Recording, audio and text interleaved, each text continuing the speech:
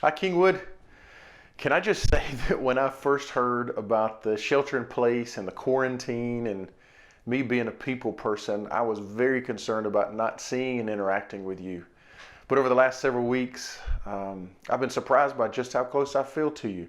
I miss you, but I love seeing you daily in your posts and your comments, your videos, your pictures, and your interactions. This week as a staff, we're going to dig into the Lord's Prayer. The Old Testament is rich with names of God. There are names like Lord God Almighty and the God who sees me and the Lord my shepherd and the Lord my banner, the Lord who provides, just to name a few.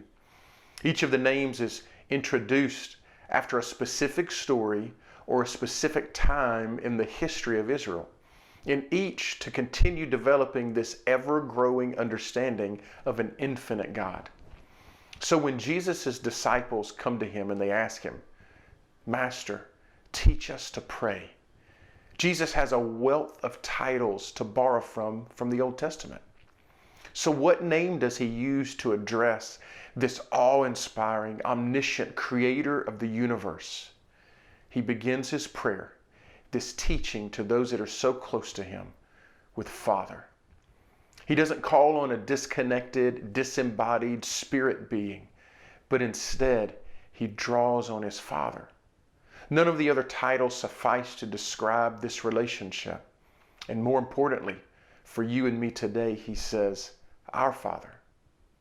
This is the way that Jesus tells you and me to pray. The Son of God recognizes his relationship with God and then invites us into this same relationship. Can I encourage you? You have a Father that knows you, that loves you, and keeps you close today. As you pray throughout the day, will you meditate on the meaning of this promise that you too have a Father? Father, today I come to you and I lift up my friends. Will you encourage each one of them, and will you remind us that we can call on you, our Father?